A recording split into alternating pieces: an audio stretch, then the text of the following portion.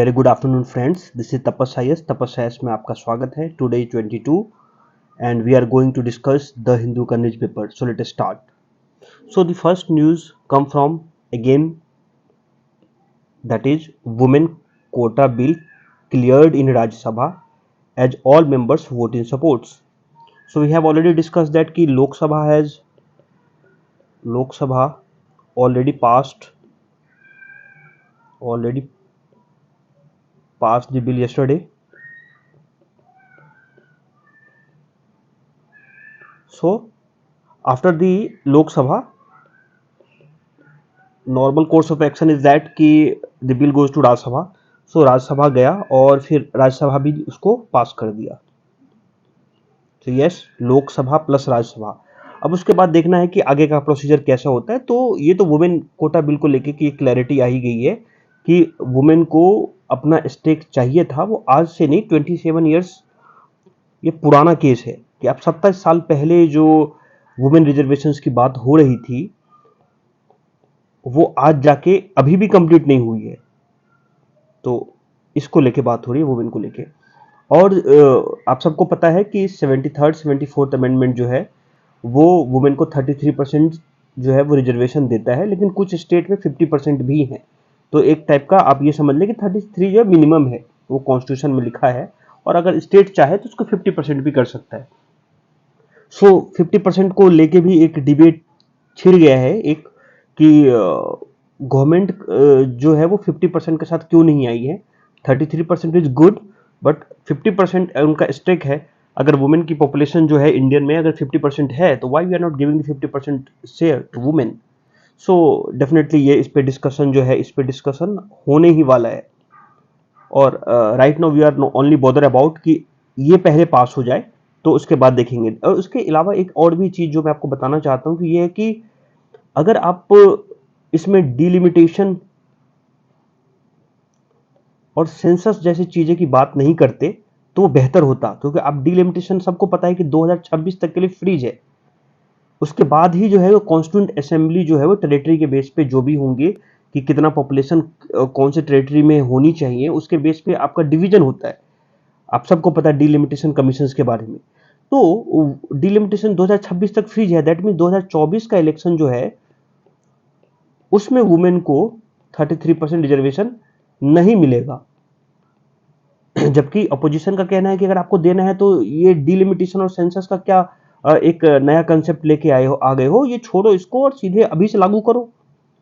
और बहुत सारे लोगों का ये मानना भी है कि अभी से लागू होनी चाहिए थी।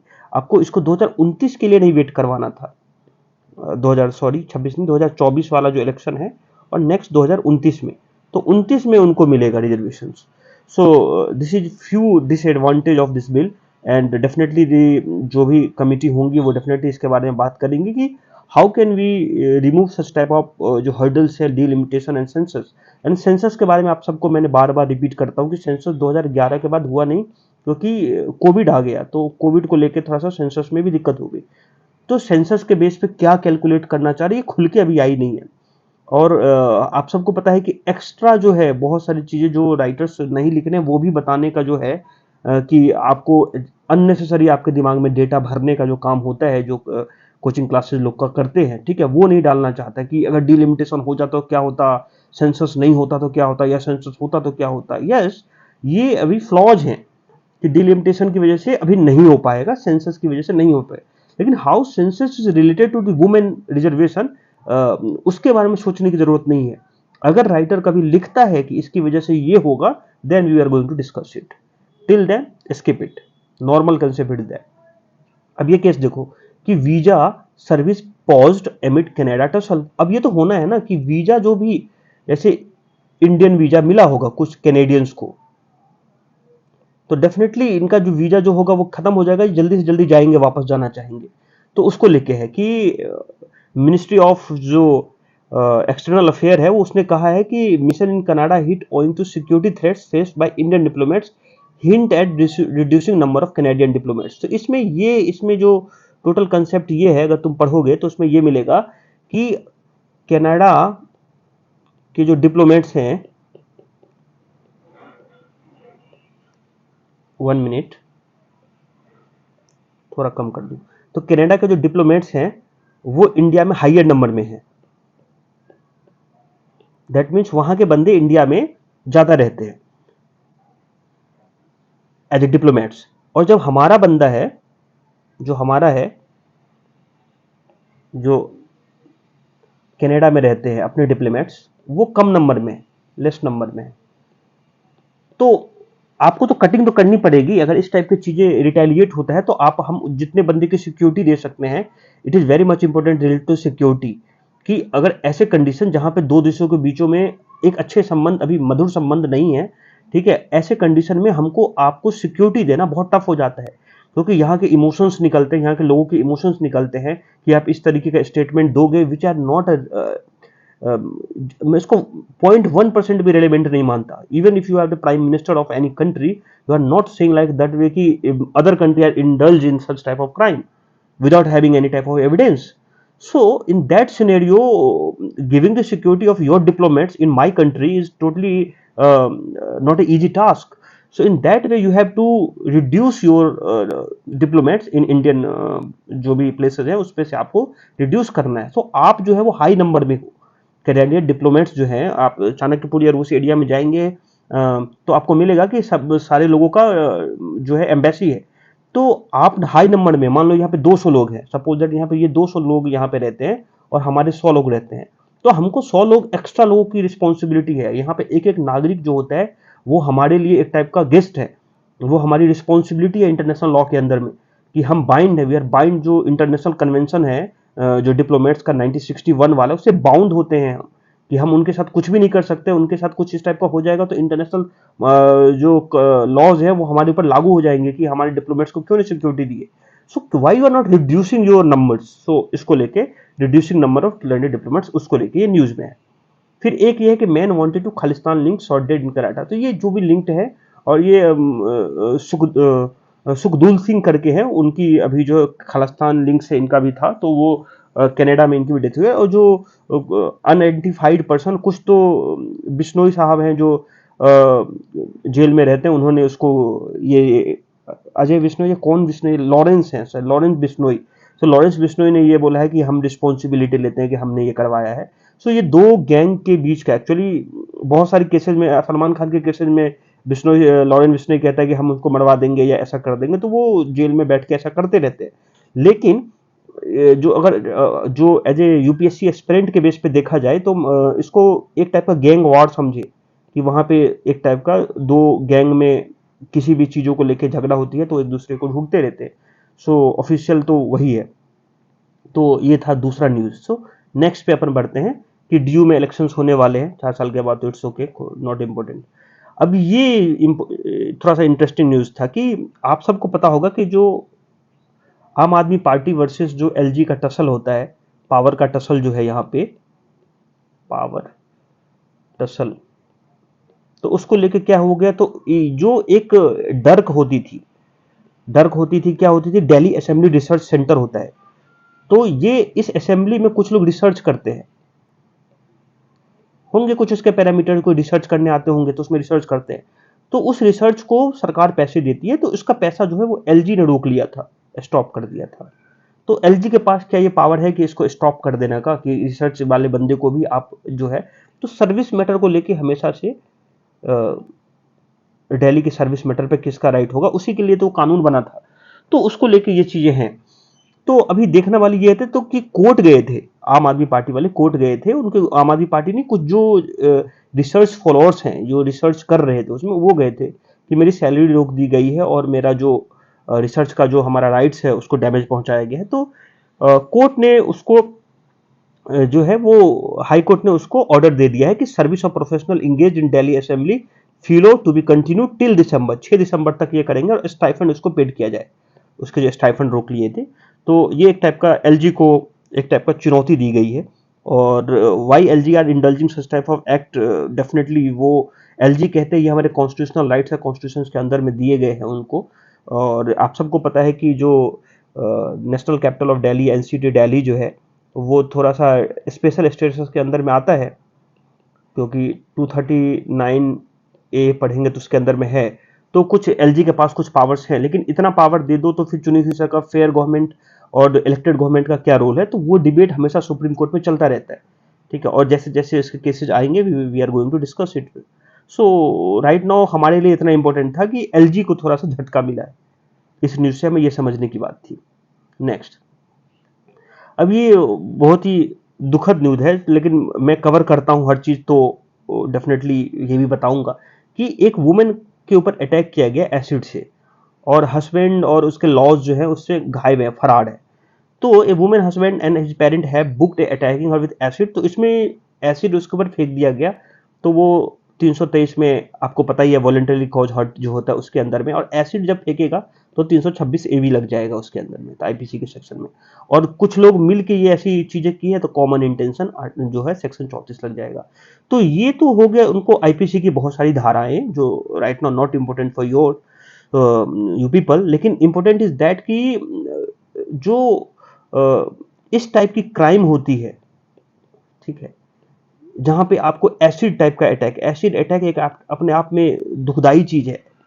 ठीक है, आप विक्टिम से अगर पूछेंगे तो वो इस चीज को लेके इतनी घबराई रहती है कि वो अपना स्टेटमेंट तक नहीं दे पाती है। तो इसको एक अलग तरीके से डील करने की जरूरत है, और डीसीडब्ल्यू जो है वो उसको पूछा, कॉग्निजेंस लिया है कि पुलिस से कि भाई कर क्या रहे थे, अब क्या इसने कोई एफआईआर या इससे पहले कोई स्टेटमेंट इस टाइप का दिया था, या फिर कोई पुलिस वाले ने उसको कंप्लेन लिखने से मना कर दिया। तो पूरा इन्वेस्टिगेशन का पार्ट है, let the investigated complete first, then we will comment on that. But ऐसी टाइप का क्राइम के लिए कुछ डिफरेंट टाइप के जो प्रोविजंस हैं जो कानून में लिखे हैं वो है, तो कि वोलेंजी cord hurt by the acid है, लेकिन उसमें सोसाइटी को अवेयर होने की जरूरत है कि आप एक कौन सी चीजों पे आप जो है, एक डाउरी के लिए, एक इस टाइप की चीजों के लिए, तो आप ये ऐसी चीजों को थोड़ा सा जो है ना जनरल टॉक्स में लेके आओ। हमारा ये कहना का मतलब हमेशा ये होता है कि आप सपोज ऐसी चीजें जो आप घर के अंदर बात करते हो, घर के बाहर नहीं बात करते हो। जैसे घर के अंदर में बोलोगे मुझे तो दौड़ी चाहिए, लेकिन बाद में आप अच्छे लोग बनोगे कि नहीं नहीं हम तो दौड़ी नहीं लेते। आप उसको बाहर में रखो, बाहर में जो आप टॉक करते हो वो अंदर लाओ कि नहीं ये ऐसी चीजें जो इलीगल है, ऑफेंस है, वो हमारे यहाँ ना तो अंदर ना बाहर कहीं भी अलाउड नहीं होता है। क्योंकि ऐसी सारी जितने भी मैंने केसेस पढ़े हैं सब में मैंने यही देखा है मोस्टली, कि आप तो बाहर तो बहुत अच्छे आप सूडो बिहेव करते हो, एक ऐसा बिहेव करते हो अपनी बहू के साथ, इसके साथ, लेकिन घर आते समय आप उसको टॉर्चर करना स्टार्ट करते हो। तो उस सब चीजों से बचना चाहिए, और खास के लॉज को, इन लॉज को, कि आपको आप जैसा जैसा आप बोओगे वैसा काटोगे। अगर आप इस टाइप की चीजें करोगे तो आपकी भी बच्चियां हैं।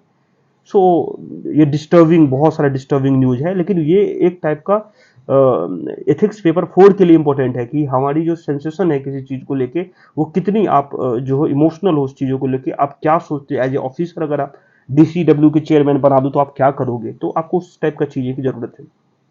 Again, India suspension of visa service in Canada create panic, वो डेफिनेटली पंजाब के बहुत सारे लोग वहां पे हैं, चाहे वो एजुकेशन के लिए गए हों, ओके, सो चाहे वो एजुकेशन के लिए गए हों और वहां पे वर्क के लिए गए हों, तो अप्रोक्सीमेटली बहुत सारे लोग वहां पे हैं। तो कुछ 10-15 लाख लोग, कहीं पे लिखा है राइटर ने कि इतने लाख लोग वहां पे रहते हैं। तो वो एक केओस क्रिएट हो गया गवर्नमेंट को जल्दी। इवन जो अकाली दल के नेता हैं वो भी गए थे, सुखवीर सिंह बादल हैं अकाली दल के नेता, वो गए थे और वो होम मिनिस्टर से मिले हैं कि वो पूछे हैं कि क्या कैसा है और कितना घबराने की जरूरत है, तो कैसे हम इन दोनों चीजों को रिजॉल्व कर लें। So it is not a good for India as well as Canada. अगर 15 लाख लोग जो उनकी इकोनॉमी में कंट्रीब्यूट करते हैं, अगर वो सीधे सीधे आएंगे तो कनाडा की जो इकोनॉमी वो शट डाउन होगी, उसका इम्पैक्ट उनके ऊपर देखने को मिलेगा। तो हमको इसको रिजॉल्व करना चाहिए, ना कि उसको वो करो। और वो स्टार्ट जिन्होंने किया है, इंटरनेशनल डिप्लोमेसी में यही होता है कि आप स्टार्ट आपने की हो तो अभी तो उसको एंड उन्हीं को करना है। हम तो उसको रिटेलिएट कर रहे हैं, वो जो कर रहे हैं उनको हम जवाब दे रहे हैं। तो ये है कि India suspension of visa service in Canada creates panic in Punjab. अब ये हम तो वुमेन रिप्रेजेंटेशन को लेकर पढ़े, लेकिन आप देखोगे कि लिटरेसी और वुमेन का कोई रिलेशन है क्या, तो आप देखोगे कि केरला, कर्नाटका, तमिलनाडु, आंध्र प्रदेश, ऐसे स्टेट जहां पे वुमेन की लिटरेसी ठीक ठाक है, ओवरऑल लिटरेसी भी बढ़िया है, अच्छा है, कंपेयर टू नदर्न बेल्ट। ठीक है, जैसे यूपी और बिहार ले लो, तो ऐसी जगह पे भी वुमेन का रिप्रेजेंटेशन तो कम है भाई। वुमेन का रिप्रेजेंटेशन जो है Lok Sabha and state assembly representation जो है, सो वो तो कम ही है। तो कुछ इसमें ऐसा क्या हो गया कि लिटरेसी होने के बाद भी कम है, तो डेफिनेटली उसके कुछ अपने रीजन दिए होंगे, और इसमें रीजन दिया भी नहीं है, इसमें डिस्कस किया है कि एक टाइप का डेटा जो है वो इस वाले उसमें भर दिया गया है कि इतने इतने साल में इतने थे, इतने साल में ये थे, तो नॉट इम्पोर्टेंट। बस हाँ, Karnataka state women representation assembly lowest among southern state, ये अगर आप लिख सकते तो लिख देना। ठीक है, तो ये था, इसमें कुछ ज़्यादा नहीं है। अब ये वुमेन को लेकर चलेंगे कि कौन कौन से स्टेट में कितना हमारे पास वुमेन जो है वो जो है इलेक्ट होके आए हैं, दैट इज एमएलए बने हैं, और कितने लोग जो है स्पीकर बने हैं, कितने लोग। सो वुमेन वुमेन रिलेटेड डेटा का तुमको अभी फ्लो दिख जाएगा, तुमको डेली पेपर में दिखेगा वुमेन वुमेन वुमेन। सो अपने को इतना जरूरी है जितना रिलीवेंट हो, हर चीज अपन लेके बैठेंगे नहीं। अब ये कांग्रेस क्राइज, हाँ, केरला में क्या हुआ, उनके जो एमएलए हैं, कांग्रेस के एमएलए हैं, उसके ऊपर कोई विजिलेंस की डिपार्टमेंट ने जो लैंड से रिलेटेड था, जो कॉमर्शियल बिल्डिंग बनाई थी, तो उसके लेके इन्वायरमेंटल जो सेंसिटिव एरिया है इडुक्कू डिस्ट्रिक्ट में, वहां पे बनाए थे, तो उनके लिए जांच बैठी है। तो कांग्रेस रो रहा है, तो कांग्रेस, भाई एमएलए के ऊपर तुम्हारी जांच बैठी तो इसमें रोने की क्या जरूरत है, तो जांच करवाओ, क्या दिक्कत है, अगर तुम सही होगे तो निकलोगे। अब ये देखो, ये प्रमीला मलिक जो है, जो Orissa, Pramila Malik as a Orissa first women speaker is not just a symbolic gesture. So ये सेम चीजें हो गई। अब ये है उड़ीसा, बिजू पटनायक फादर थे इनके, और नवीन पटनायक उनके लड़के अभी चीफ मिनिस्टर हैं। तो उड़ीसा डेफिनेटली अच्छा काम कर रही है, वो सबको पता है, अच्छे अच्छे जो उनके जो जितनी स्कीम्स आ रही है काफ़ी अच्छे हैं। ठीक है, तो इसमें अब फर्स्ट टाइम प्रमीला मलिक जो है उसको वुमेन स्पीकर बनाया गया है, फ्राइडे को बनाया जाएगा शायद। तो ये सिंबॉलिक जेस्टर नहीं है, उनके फादर ने, राइटर लिखना चाह रहे हैं, उनके फादर जो थे वो बिजू पटनायक, वो 33% रिजर्वेशन दे दिए थे पंचायती राज इलेक्शन में। ठीक है, उसमें दे दिया। और 2012 के आसपास जो है, 2012 के में जब पोल होने वाला था, उससे पहले जो नवीन पटनायक थे, उन्होंने 33% को बढ़ा के 50% कर दिया women reservation in Panchayati Raj system and इसमें। तो ये तो काम करते आ रहे हैं हमेशा से, तो ये एक सिंबॉलिक जेस्टर नहीं है कि उनको स्पीकर बनाया गया है। क्यों? क्योंकि अभी वुमेन बिल आया है, इसलिए। तो राइटर ये लिखना चाह रहे हैं, not important but it's okay. Aadhaar is not mandatory for entry level. Aadhaar हर चीज में मैंडेटरी नहीं है भाई, हर चीज के लिए कोर्ट पहुंचना अच्छी चीज नहीं है। आधार का लिस्ट निकाला था एक बार कि आधार जो है वो कहाँ कहाँ मैंडेटरी है, हर जगह पे मैंडेटरी कर दोगे तो फिर तो दिक्कत हो जाएगा। वही वाला केस होगा कि एक वुमेन का आधार एक्सेस नहीं हो रहा था, तो उसको राशन कार्ड नहीं दे रहे थे, वो मर गए थे, झारखंड या कहीं का केस था। तो आधार इज नॉट मैंडेटरी फॉर, एक ब्लैंकेट नहीं है कि हर जगह पे आधार ही लगेगा। हाँ, न्यू पम्बन ब्रिज जो है, ये पम्बन ब्रिज वही वाला रामेश्वरम वाला है, पता है ना, रामेश्वरम। तो वहां पे तो उसको वो ये कह रहे हैं कि हम पम्बन ब्रिज जो बनाने वाले थे कनेक्ट करने के लिए रामेश्वरम को उससे आइलैंड को, तो वो हम बना देते, लेकिन वहां पे जो है साइक्लोन और विंड की स्पीड जो है, हाई विंड स्पीड की वजह से हमको बनाने में दिक्कत हो रही है, तो हमको टाइम लगेगा, थोड़ा टाइम लगेगा। तो ये दो टाइम क्या दिक्कत है, लेकिन बना रहा है वो। अब ये याद रखना कि जो इस टाइप का था, वही रामेश्वरम की वो बात कर रहे हैं, जहाँ पे 4 अलग-अलग चीज़ें बनाई गई थी, 4 धाम हैं, उसमें से ये भी एक धाम है, ऐसा करके ये लिखा गया है। ठीक है? ये लिखा है कि railway bridge south India which is also one of the 4 चार धाम पिलग्रिम साइट बद्रीनाथ। ये तो ये हो गया तुम्हारा। यहाँ तुम देखोगे तो बद्रीनाथ, यहाँ तुम देखोगे तो पुरी में तो तुम्हारा, पुरी में शायद पुरी ही है, हाँ, पुरी जो है वो शायद उड़ीसा में है, एक बार देख लेना, उड़ीसा ही है एक्चुअली। और यहाँ पे जाओगे तो रामेश्वरम, और यहाँ पे जाओगे तो द्वारका। ये 4 धाम है, ठीक है। और ये 4 धाम, और ये अगर थोड़ा सा और डिटेल में जाओ, टाइम अगर अलाउड करे, तो ये चारों चीज़ें जो है ना 700 या 900 के आसपास एग्जैक्टली, तो कुछ ऐसा याद नहीं है, लेकिन आदि शंकराचार्य ने बनाया था, आदि शंकराचार्य। और आदि शंकराचार्य ने अद्वैतवाद, अद्वैतवाद, अद्वैतवाद। सो नॉन ड्यूलिज्म इनकी परिकल्पना की थी, और इन्होंने 4 जो है जगह बनाए थे, धाम बनाए थे, बद्रीनाथ उड़ीसा में, पुरी और रामेश्वरम और द्वारका। तो ये 4 अलग अलग नॉर्थ साउथ ईस्ट वेस्ट में बनाए थे। और नॉन ड्यूलिज्म मतलब यही होता है कि जो ब्रह्मांड जो होता है वो सोल से अलग नहीं होता, दोनों सेम होते हैं। अगर इसमें कभी ऐसा मौका मिला तो बिल्कुल बताऊंगा। तो डिफरेंट डिफरेंट हिंदू फिलोसफीज हैं, उसमें से एक ये है।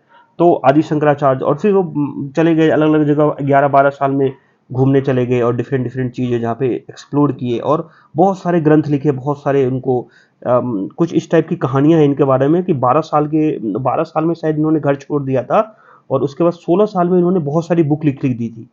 ठीक है, ग्रंथ, बुक, इस टाइप की चीजें। उसके बाद उनके गुरु जो थे उनको मना कर दिया कि अब तुम मत लिखो, क्योंकि तुमने हर जो ग्रंथ है, हर रिलीजन के ऊपर, एवरी रिलीजन के ऊपर उन्होंने रिसर्च कर चुके थे। सो ही सच ए ब्रिलियंट पर्सन थे, और वो जो भी महात्मा, सेंट, जो भी आप बोलना चाहें। तो इन्होंने आदि शंकराचार्य ने अद्वैतवाद की जो है वो फाउंडेशन डाला था। तो आप उसको थोड़ा सा, तो इसीलिए इंपॉर्टेंट है थोड़ा सा। अब ये कावेरी वाटर जो है, कावेरी वाटर पे सुप्रीम कोर्ट में आने वाला था डिसीजन, अंडरस्टैंड। एक सेकंड, थोड़ा सा गजपुज ज्यादा हो गया है तो कम करता हूं। सो ये न्यूज पढ़ना है हमें मोस्टली, ठीक है। सो आप सबको पता है कि कावेरी वाले पे वाटर डिस्प्यूट के ऊपर जो सुप्रीम कोर्ट को फैसला देना था, सुप्रीम कोर्ट में था, लेकिन सुप्रीम कोर्ट ने बोला कि भाई CWMA और एक और भी कावेरी रिप्रेजेंटेटिव कुछ होता है, प्लस समथिंग करके है, ये दोनों मिलकर डिसाइड कर ले।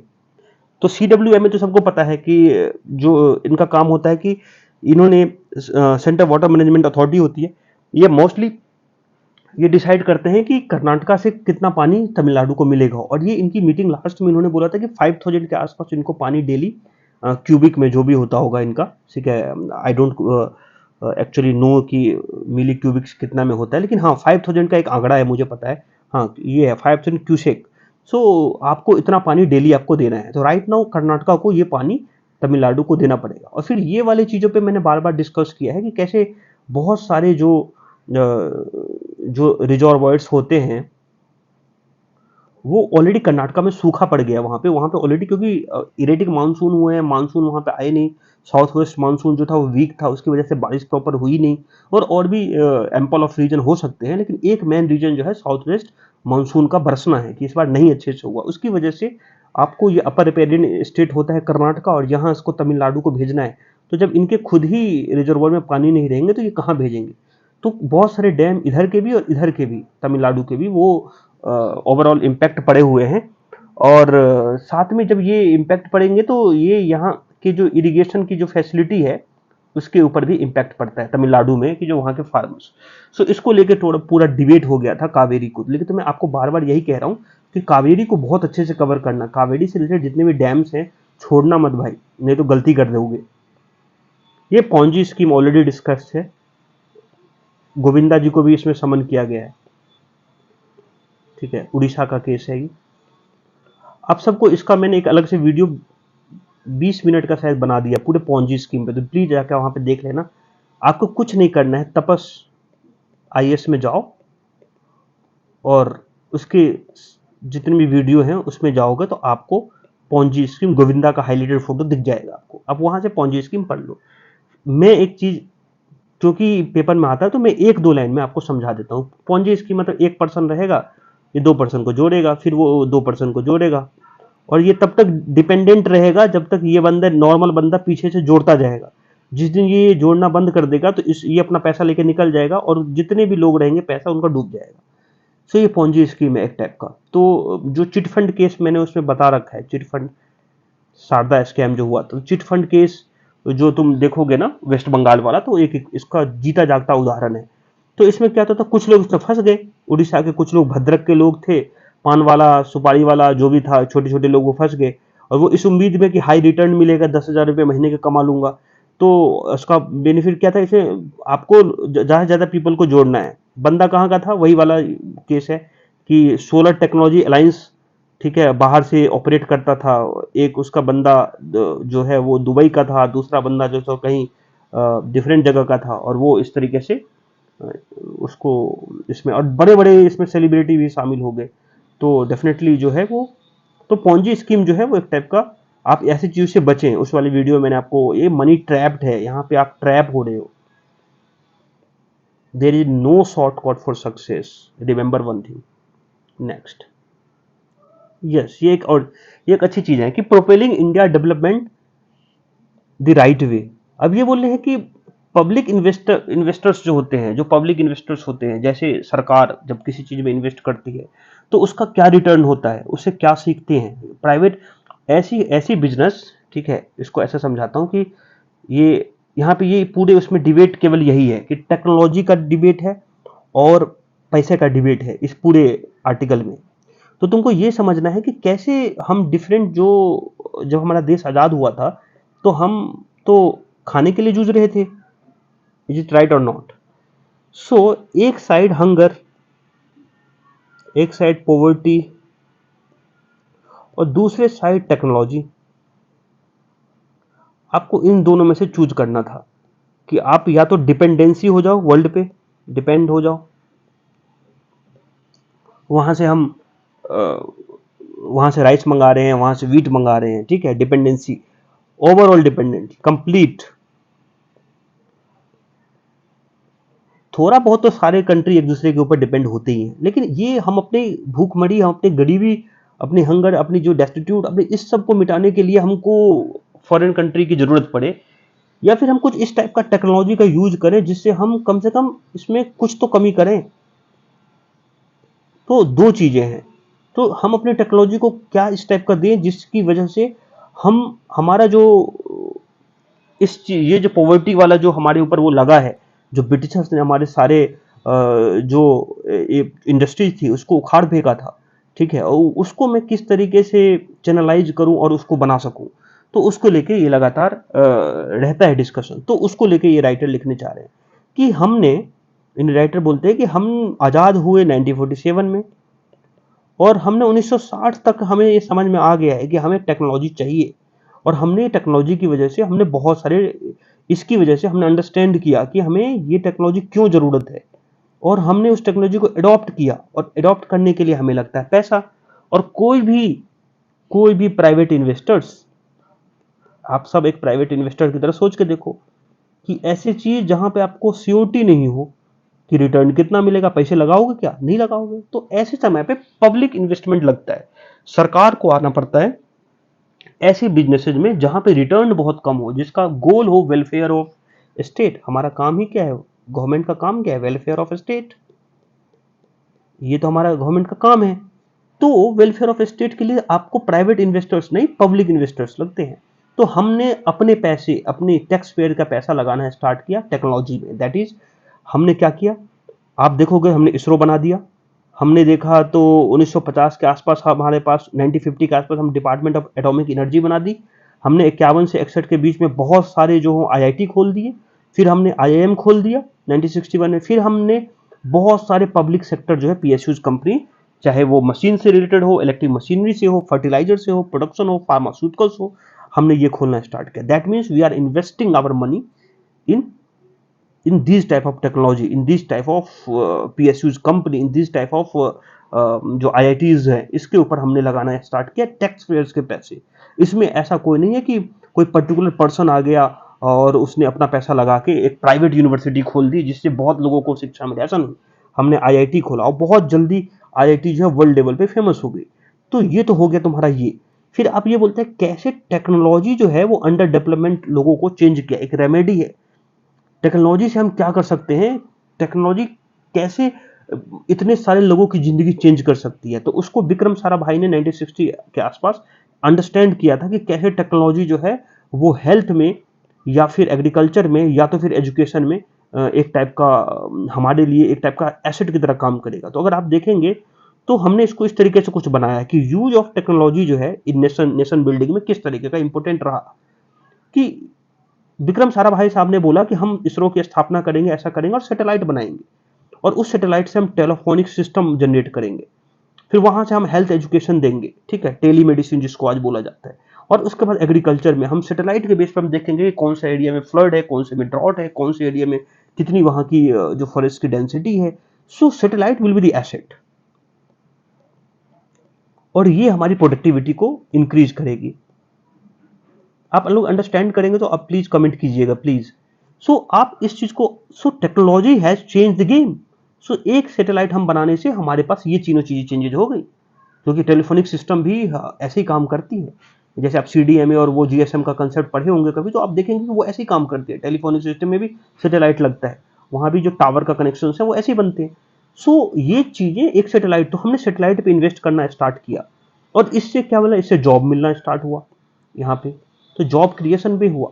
यस, एक एक लेकुना तो हमेशा रहेगा, एक थोड़ा सा डिस्टरबेंस हमेशा रहेगा कि ये जिस लेवल का जॉब देगी वो लेबर इंटेंसिव जॉब नहीं होगी, जो लेबर इंटेंसिव जॉब नहीं होगा, क्योंकि ये बहुत कम लोगों को कैटर करती है। लेकिन अगर आप लेबर इंटेंसिव जॉब लोगे, जैसे गारमेंट और फुटवेयर्स, इसमें जो है लेबर का काम ज्यादा है, तो बहुत सारे लोगों को जॉब मिलती है। लेकिन जब भी आप टेक्नोलॉजी को काम लोगे तो वहां पे कम लोगों को जॉब मिलती है कंपेरेटिवली। तो ऑफ कोर्स ये कम लोगों को जॉब मिलेगी, तो हमारा जो इंडिया है वो चीप लेबर के लिए जाना जाता है, क्योंकि हमारी पॉपुलेशन ज्यादा है, तो हमें ज्यादा लोगों को काम देना चाहिए रेदर देन टेक्नोलॉजी को। ये डिबेट हमेशा से चलता है कि debate on labour intensive job और versus technology oriented job. So we have to balance between these two. जैसे समझ लो कि आज अगर एआई आ गया, तो बहुत सारे लोगों को आप देखोगे हॉलीवुड में डिमोन्स्ट्रेशन कर रहे हैं, हॉलीवुड में बैठे हैं धरने पे, कि राइटर बैठा हुआ है, डायरेक्टर बैठा हुआ है, स्क्रीन रिकॉर्डर वाले जो बंदे हैं वो बैठा हुआ है, वो कह रहा है कि तो मेरा जॉब खा जाएगा ये। तो टेक्नोलॉजी जो है डेफिनेटली जो है वो जॉब को रिप्लेस करती है, लेकिन आपको आपको नया तरीका सीखना पड़ेगा, टेक्नोलॉजी तो रुकेगी नहीं। सो और फिर ट्रेड ऑफ भी देखना है, कौन से एरिया में मुझे टेक्नोलॉजी लाना है। ऐसे एरिया मत ले आओ जहाँ पे पूरा जॉब ही खत्म कर दे वो। तो टेक्नोलॉजी को, आपको टेक्नोलॉजी जो है आपका एक टाइप का बोलते हैं ना, एक टाइप का आशीर्वाद है और एक टाइप का शराब शराब भी है। सो आप उसको समझे। तो टेक्नोलॉजी ओरिएंटेड जॉब जो है वो थोड़ा सा कम लोगों को मिलती है कंपैरेटिवली, जो है वो लेबर इंटेंसिव जॉब। सो राइटर ये कहना चाह रहे, फिर हमने ये सैटेलाइट बनाया, फिर हमने ऐसे न्यूक्लियर रिएक्टर बना दिया जो हमें जो है न्यूक्लियर एनर्जी दे रही थी और हमारी एनर्जी डिमांड को सेटिस्फाइड कर रही थी। नेक्स्ट हमने डीआरडीओ बनाया, अपना डिफेंस बनाया, फिर हमने पीएसयूज बनाए, ठीक है, फिर हमने आईआईएम बनाया, फिर हमने आईआईटी बनाया। So these things has created total, अगर उसको एक्यूमुलेट करोगे, सो ये टोटल आपको एक टाइप का नेशन बिल्डिंग में काम आ रही है। सो आपको राइटर ये लिखने चाह रहे हैं कि हमारा जो डेवलपमेंट है वो राइट वे में है, हमारा जो है हम इस टाइप की चीज करके हम सही डायरेक्शन में थे और हैं। फिर एक साथ राइटर इनइक्वालिटी की भी बात करना चाह रहे हैं कि इनइक्वालिटी जो है वो इंडिपेंडेंट इंडिया के बाद भी अभी एससी पॉपुलेशन को देखोगे तो वो अप्रोक्सीमेटली 20 कुछ तो 38% जो एससीज हैं वो कैजुअल वर्क करते हैं, जबकि यही आंकड़ा जो है वो नॉर्मल कैटेगरी के लिए, कैटेगरी जनरल कैटेगरी के लिए 11.2% है। किस चीज में? एक नॉर्मल कैजुअल मैनुअल वर्क्स में, जैसे पान वाला हो गया, ये हो गया, या फिर जॉब जो नॉर्मल जॉब होता है एमएसएमई सेक्टर्स में। सो एससी कम्युनिटी ज्यादा करती है, लेकिन हाई पेड जॉब जो है, हाई पेड जॉब जो एजुकेशन बेस पे है, मोस्टली अपर क्लास को चली जाती है। क्यों? क्योंकि एजुकेशन है भाई, एजुकेशन जो है बहुत बड़ा रोल प्ले करता है। सो ये एजुकेशन पे सरकार ने तो खर्चा नहीं किया। आप गवर्नमेंट का जीडीपी का कितना परसेंट जाता है एजुकेशन पे? देख लो, 5-10%, 20%, 50% कितना जाता है, आप पता करो, आपको पता चलेगा कि 5 भी नहीं जाता, 5 के आसपास है। सो एजुकेशन सेक्टर पे आपने खर्च नहीं किया, तो जो ऑप्रेस्ड ग्रुप हैं, जो दलित लोग हैं, जो नॉर्मल जो हैं, जो ऐसे कम्युनिटी जो जिनके पास इतने पैसे नहीं है बड़े बड़े यूनिवर्सिटीज में पढ़ने का, तो उनकी वो तो स्किल ही नहीं सीख पाए। तो दैट इज द रीजन, अगर वो स्किल नहीं सीख पाए, एजुकेशन वो ले ही नहीं पाए, तो उनको अपर लेवल का जॉब नहीं मिलता है और वो इसी लेवल के जॉब पे सेटिस्फाइड करने लगते हैं। That is called casual earning वाला, जो है जो लाइवलीहुड चलाते हैं डेली का, दिन दिहाड़ी वाले लोग जो होते हैं। तो उसको लेके राइटर जो है थोड़े से नाराज दिख रहे हैं और इनइक्वालिटी को लेके वो डिस्कस करना चाह रहे हैं कि डेवलपमेंट तो तुम्हारा सही है, सब कुछ सही है, लेकिन ये इनइक्वालिटी को भी टैकल करने की जरूरत है। और यही रीजन है कि अगर वो एजुकेटेड नहीं है और सो एंड सो उनके पास नहीं है स्किल्स, तो इंटरप्रेन्योरशिप में भी इनके जो नैरो सोशल बेस है, ठीक है, कि ऐसा नहीं देखोगे कि तुम बड़ी बड़ी जो है वो एस टी एस सी और डिफरेंट कम्युनिटी से इंटरप्रेन्योरशिप है, देयर में भी सम फ्यू एक्सेप्शन हैविंग, तो वो हमेशा मैं उसको तो हटा के मानता हूँ। तो उसको भी आपको एक टाइप का टैकल करने की जरूरत है। तो ये चीजों को राइटर डिस्कस करने की कोशिश कर रहे थे, और ये बोल रहे थे कि तुम ये देखो ना, चाइना और यूएसए से सीखो कि कैसे ये लोग अभी भी इन्वेस्टमेंट जो है, पब्लिक इन्वेस्टमेंट कर रहे हैं ये। मतलब वो आज भी उस सेक्टर में, आपने नब्बे नब्बे के दशक के बाद आपने हाथ खींच लिया। आप पब्लिक इन्वेस्टमेंट जो भी है सारी, जो अपनी कंपनियां हैं, आप तो बेचना स्टार्ट कर दिया आपने। भेल वो बोलती है सेल पे आपने बेच दिया, ऐसा करके आपने सुना होगा। संजय सिंह एक एमपी है, वो बोलते हैं आपने भेल बेच दिया, सेल बेच दिया, गेल बेच दिया। तो उस टाइप का एक टाइप का पार्लियामेंट में स्टेटमेंट देते हैं वो। तो आपको उसको बचा के रखना चाहिए। ये बोले कि चाइना और उसको तो देखो, अभी भी यूएससी जो है वो पब्लिक फंड करती है। ऐसे फिर अगर फिर इंटरनेट का एग्जाम्पल देते हैं, बहुत सारी चीज लिख दिया है, तो इंटरनेट का एग्जांपल देते हैं। अगर यूएसए अगर इंटरनेट को अगर सपोर्ट नहीं करता, उस समय उसमें पैसे नहीं लगाता और उसको लाइसेंस और सो एंड सो नहीं देता, जो भी फैसिलिटी देनी चाहिए थी उस समय पे एक इंटरनेट की खोज के लिए, तो आज इंटरनेट नहीं बनता। तो ऐसे ही आपको सेंट्रल गवर्नमेंट को सोचना चाहिए कि ऐसे फील्ड जिसमें प्रॉफिट बहुत कम हो, प्रॉफिट मार्जिन बहुत कम हो, वहां भी आप पब्लिक इन्वेस्टमेंट, हम लोग का टैक्स पेयर्स का पैसा आप लगाएं, खुल के लगाएं। अगर आप नहीं लगाते तो आज इसरो सक्सेसफुल नहीं होता। अगर हम इसरो को पहली बार की गलती पे हम बोलते हैं कि नहीं तुम बहुत ज्यादा, इकोनॉमिस्ट ने कुछ बोला भी है इसमें, राइटर ने लिखा है, लेकिन हम उसको हमें नजरअंदाज करना चाहिए कि उसमें कहते कहते क्या है कि अगर करत करत अभ्यास से जरमत हो सुजान, रसरी आवत जात पे सिर पे परत निशान। हम ये कहते हैं ना कि इसको आपको करने दो। तो इसरो ने किया ना, कर दिखाया भाई। हमने चंद्रयान लॉन्च कर दिया और हमने आदित्य भी लॉन्च कर दिया। तो अगर हम इसको पब्लिक इन्वेस्टमेंट, कल के दिन हम इसरो को अब बोलेंगे प्राइवेटाइज कर दो, तो आप वो कोई प्रॉफिट ओरिएंटेड हो जाएगा। तो ऐसी चीजों में रिसर्च नहीं करेगा जिस चीजों में उसे रिसर्च करनी चाहिए थी। तो दिस इज वन थिंग। ये हमने आपको बता दिया। ब्लड प्रेशर को लेकर हमने ऑलरेडी बता दिया है कि इंडिया में ब्लड प्रेशर का केस जो है वो बढ़ रहा है। तो आपको ब्लड प्रेशर में आपको सॉल्ट कम कर दो और वॉक करो, ठीक है, 30 मिनट्स डेली। तो आपको ब्लड प्रेशर ये है, तो आप ये इसको लेके है। और फिर बहुत सारे आंकड़े तो वो नॉट इम्पोर्टेंट है हमारे लिए। और हाँ, हाइपरटेंशन को लेके हम एक वो चला रहे हैं, तो अगर यूपीएससी अगर पूछ ले तो IHCI बोलते हैं उसको, हाइपरटेंशन कंट्रोल इनिशिएटिव। सरकार ने 2018 में लॉन्च की थी, काफी अच्छा इसका रिपोर्ट है कि बहुत सारे लोग को सही हुआ है। तो आप ये एक बार IHCI याद रखना। उसके बाद फिर अभी एशियाड हो रहा है चाइना में, तो कोविड की वजह से रुक गया था। 2018 वाला जो हुआ था आप सबको पता है, ये बाली में हुआ था या जकार्ता, जकार्ता में हुआ था, कहीं जकार्ता में हुआ था, इंडोनेशिया में है। तो 2018 वाले में, तो अब हमारा उम्मीद है कि 2023 वाले, 22 में होना था लेकिन एक साल लेट हो गया, 23 वाला जो अभी जो ये हो रहा है, एशियन गेम्स हो रहे हैं, 2023 एशियन गेम, तो हम उम्मीद कर रहे हैं कि हमें ज़्यादा से ज़्यादा हमें अच्छा मिलेगा। तो कुछ 100 के आसपास उम्मीद कर रहे हैं कि 100 मेडल मिलेंगे। चाइना इसमें हमेशा आगे रहता है, आप सबको पता है। तो ये है, तो चाइना और उसके बाद जापान, उसके बाद साउथ कोरिया। कभी कभी यूपीएससी आजकल इस टाइप के चीजें पूछ लेती हैं, भारत रत्न और इस टाइप की चीजें पूछी थी। अब ये बोली है कि आपने जैसे एलईडी दिया, सेकंड वाले ये आपको ये है कि light bulb movement in Indian fan markets. तो फैन मार्केट को लेके है, फैन मार्केट। तो आप सबको पता है ना कि एलईडी आने के बाद कितना आपका आसान हो गया। स्कीम का नाम था उजाला। उजाला, उसमें क्या होता है कि एलईडी लाइट टाइप की रहती। पहले हम पूरे बड़े बड़े बल्ब होते थे, बहुत सारा इलेक्ट्रिसिटी कंजम्पशन होता था, तो उसकी जगह पे हमने एलईडी लेके आया। उस स्कीम का नाम उजाला था। वैसे ही अगर मैं कह रही है कि अगर कुछ फैन को लेके ऐसा आ जाए कि 5 स्टार फैन आ जाए, तो जो इलेक्ट्रिसिटी कंजप्शन है वो बहुत कम हो जाएगा। उसको लेके पूरा डिबेट है, तो इतना इंपॉर्टेंट नहीं है, लेकिन हाँ कुछ चीजें हैं तो जो मैं आपको समझा देता हूँ। तो कैसे एलईडी का प्राइस पहले 400 था, अब 90 हो गया, तो सबको पता है ये चीज।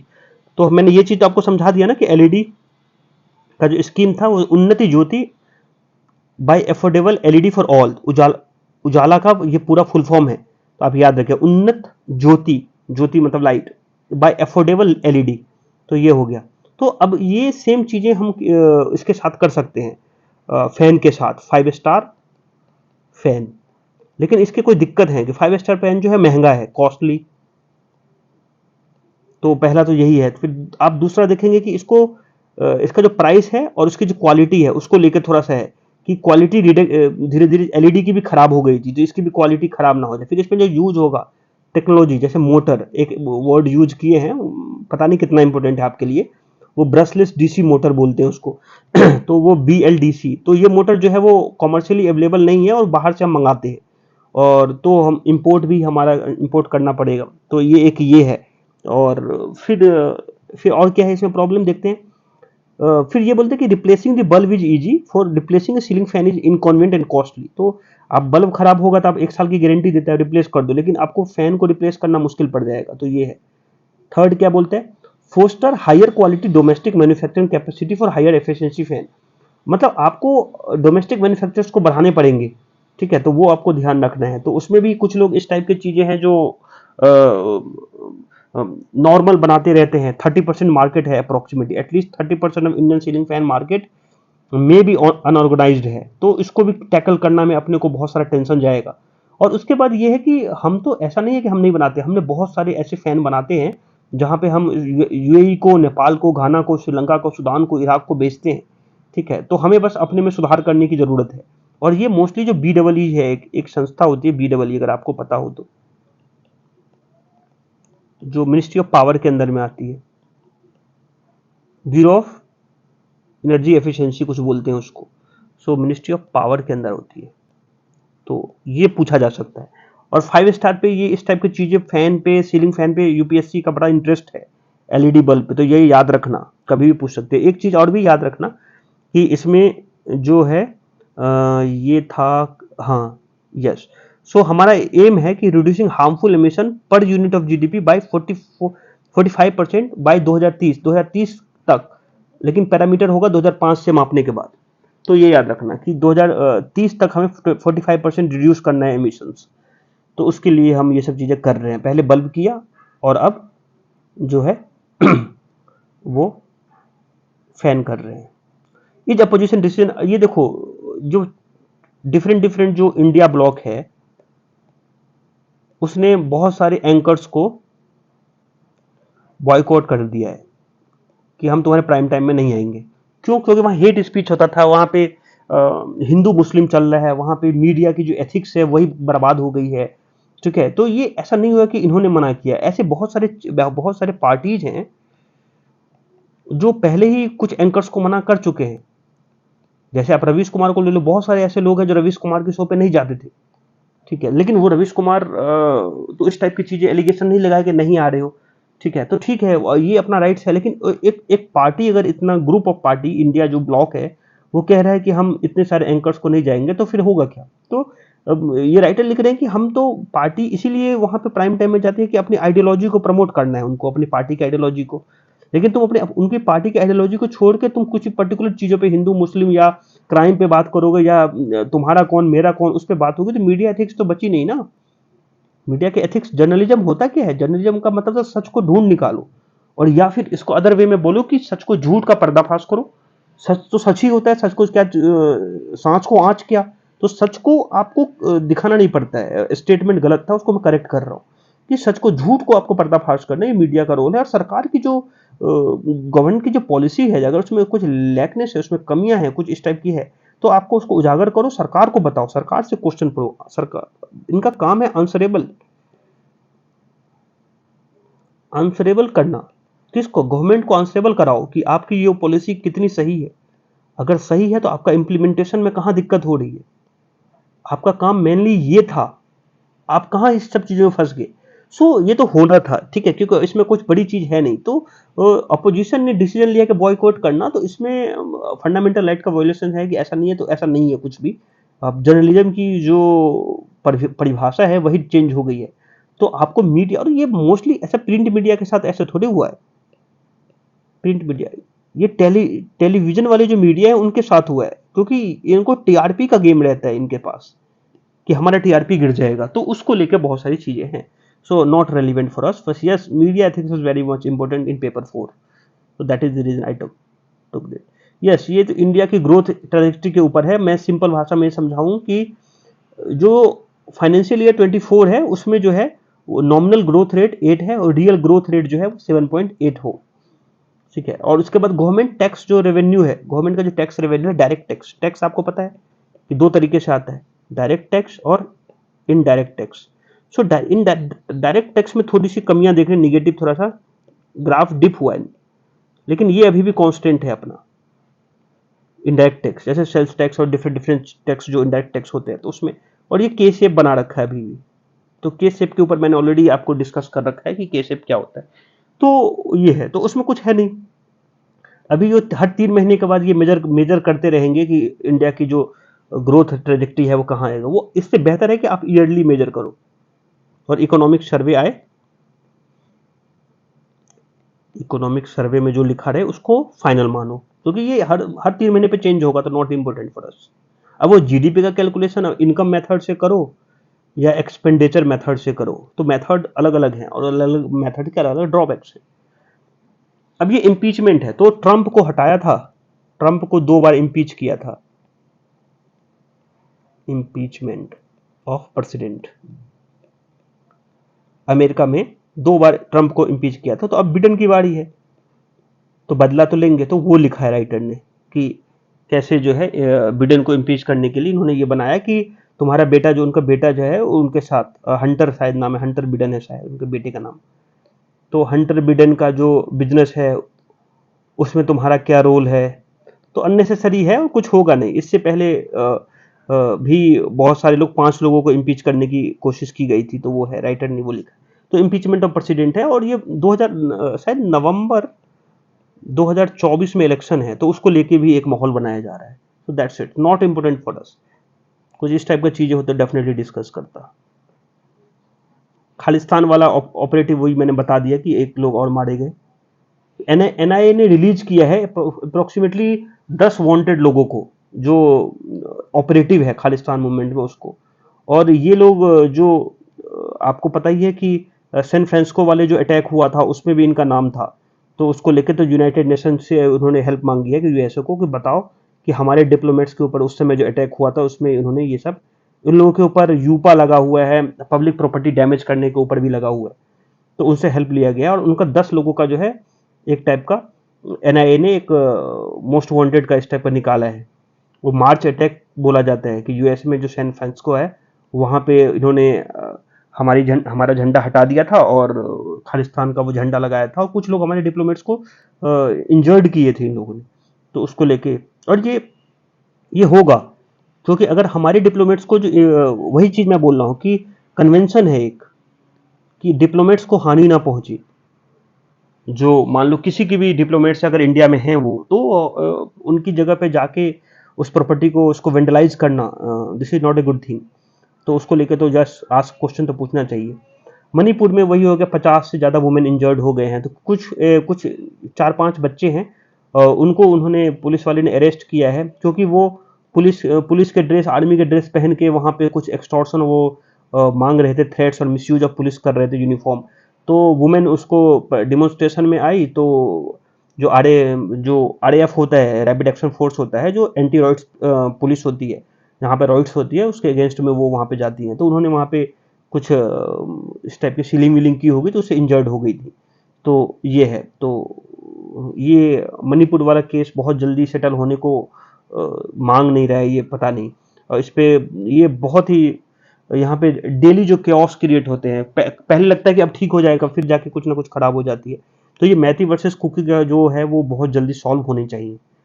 एट द एंड में सिटीजन वहाँ पे जो भी है, वहाँ नागरिक जो है, वहाँ के लोग हैं, वो बहुत ज़्यादा प्रताड़ित फील करते हैं, ऑप्रेसिव फील करते हैं। तो उनको हमारी गवर्नमेंट लगातार उस पर काम कर रही है, और डेफिनेटली हम लोग सारे लोग रिक्वेस्ट करेंगे कि पीस को मेंटेन रखें आप लोग। इंडियन डिप्लोमेट्स इन जर्मनी, ये अड़िया वाला केस है कि हमारी जो एक बच्ची हैं उनको वहाँ पे ग्रीवियस इंजर्ड्स को एक टाइप का ग्रीवियस इंजर्ड हो गया जर्मनी में। तो उनके वहाँ के जो रूल्स हैं, वो उस बच्ची को उठा के लेके माँ बाप से लेके चली गई। तो उसको हम वापस रिपेट्रिएशंस के लिए हमने वो डाला हुआ है कि हमारी जो बच्ची है अड़िया, उनका हमको हमारे कल्चर से उनको अलग कर दिया गया है। तो उनकी मम्मी की उनको मिलना था उनसे, अपनी बच्ची से, तो वो वहाँ पे गई थी जर्मनी। लेकिन जो जुगेनडैम्ट जो एक सर्विस चलाते हैं, जिनको उन्होंने वहाँ पे दे रखा है, एक यूथ सर्विस है जो बच्चों को इस टाइप का देखते हैं, तो उसका एक बार मिलने नहीं दिया गया इस बार। अभी जो 19 सितंबर का डेट था कि माँ अपनी बच्ची से मिल सकती है, लेकिन मिलने नहीं है। तो इस पे सरकार काम कर रही है। मेरे को उम्मीद है कि बहुत जल्दी आरिहा जो है वो इंडिया वापस आएंगी, तो इसको लेके लगातार न्यूज़ में। और इसके ऊपर एक बहुत अच्छी मूवी भी रानी मुखर्जी की बनी है, एक इसी से रिलेटेड मूवी है। और शायद ये कंटेंट है कि नहीं, नॉर्वे करके शायद मूवी है, आप लोग देखना कभी, कि कैसे अगर फॉरेन कंट्री में अगर बच्चे के साथ कुछ होता है तो वहाँ के जो डिपार्टमेंट, पब्लिक डिपार्टमेंट होती हैं, वो बच्चे को अपने पास रख लेती हैं, फिर उसको कोर्ट में प्रूफ करना पड़ता है। तो एक टाइप का ये हो गया। तो इस वाले केस में ग्रीवियस इंजरी दिखाया था कि बच्चे जो है उसको इंजरी पहुंची थी, इसीलिए उसने उसके पेरेंट्स से ले लिया था। लेकिन इनके फादर मम्मी जो है आरए के केस में वो मना कर रहे हैं कि ऐसा कुछ भी नहीं हुआ था। तो एक बच्ची को माँ से मत अलग करो। और कल्चर का डिफरेंसेज है, आप इसके ऊपर बहुत सारी केस लॉज मिल जाएंगे कि इंडियन कल्चर्स और अदर कल्चर्स में बहुत डिफरेंसेज हैं। हम अपने बच्चे की गलती करते हैं तो हम मारते भी हैं। हमारे यहाँ मम्मी बहुत, हमारे बचपन में याद है कि बेलन से इससे किससे पिटती थी। और आपका कल्चर अलग है, ठीक है, तो आप हो सकता है कि उन्होंने बच्चे को अपने समझाने के लिए उस तरीके का डांटा हो और आप उसको इंजरी समझ रहे हो। सो कल्चरली डिफरेंस भी है, यस। सो नेक्स्ट, हाँ, चाइना यूएस इंडिया एब्सेंट हुए यूएन क्लाइमेट एम्बिशन समिट में, तो इसको देखेंगे। अभी तो उसमें कुछ इस टाइप का मिला नहीं। हाँ, ये पैनल सजेस्ट करता है कि जो ओवर क्राउडिंग है प्रिजन में उसको सही किया जाए। तो उसके लिए जो अंडर ट्रायल लोग हैं तो उनको, अंडर ट्रायल लोग का जो आप देखोगे अप्रोक्सीमेटली 5 लाख में से 4 लाख अंडर ट्रायल है भाई। 4 लाख, और 1 लाख जो है अप्रोक्सीमेटली कन्विक्टेड हैं। तो अंडर ट्रायल लोगों के लिए आपको क्रिमिनल जुरिस्प्रूडेंस को सुधारने की जरूरत है कि आपको सबसे पहले तो बेल दो उनको। अगर वो रिक्वायरमेंट है तो उनको बेल दो ना, आपको अंदर में भरने की क्या जरूरत है। आप जैमर वैमर कुछ भी लगा लो। और फिर दूसरा एक प्रॉब्लम बताते हैं कि जेल में फोन लेके चले जाते हैं, तो जेल वाले अथॉरिटी कहती है कि हमारे जेल में जैमर ही नहीं है।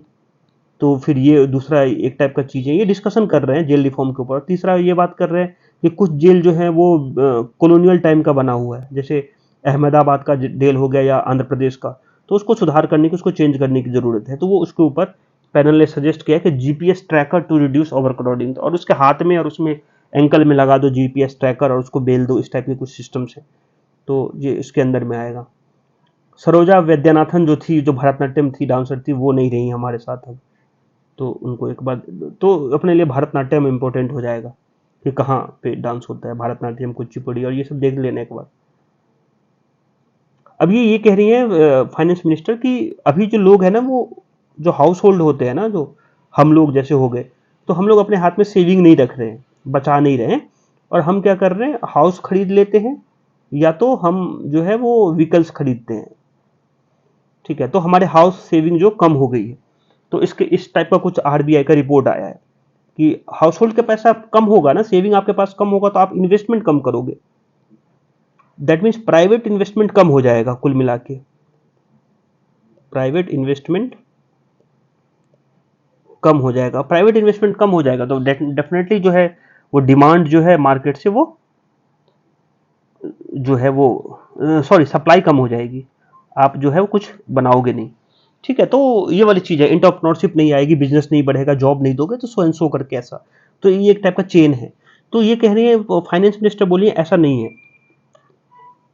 जब ये हाउस हाउस खरीद रहे हैं या फिर व्हीकल खरीद रहे हैं, तो इनको अपने फ्यूचर में जो एम्प्लॉयमेंट है उसके ऊपर भरोसा है कि एक स्टेबल स्टेबल है और हम अपने फ्यूचर में ये लोन ईएमआई चुका सकते हैं, इसीलिए वो ले रहे हैं। तो ये इसलिए नहीं कि वो इन्वेस्ट नहीं करना चाह रहे, इसलिए नहीं। तो उसको लेकर पूरी डिबेट थी। परचेज ऑफ होम और vehicle have dented savings, so not this test. So this is all about today paper. Have a nice day, thank you so much. और आप लोग से उम्मीद है कि आप इस चैनल को सब्सक्राइब, नया चैनल है, सब्सक्राइब करें और शेयर करें, अपने दोस्तों को बताएं। अगर आपको ये अच्छा लग रहा है कि ये मैं लगातार 2 महीने से डेडिकेटली ये आपको जो है वो सारे न्यूज़, छोटे बड़े न्यूज़ जितने इंपॉर्टेंट होते हैं आपको मैं देने की कोशिश करता हूँ। और कभी कभी मैं इस चीज़ों में, कभी कभी कामयाब बिजी शेड्यूल की वजह से काम में बिजी वजह से मैं नहीं कर पाता हूँ, तो उसके लिए मैं कोशिश करता हूँ कि नेक्स्ट डे या फिर किसी एक दिन बना के दे दूँ। ठीक है, लेकिन उसके लिए मैं मतलब क्षमा चाहता हूँ और मैं कोशिश करूँगा कि मैं रेगुलर रहूँ। ठीक है, so have a nice day and thank you so much, take care.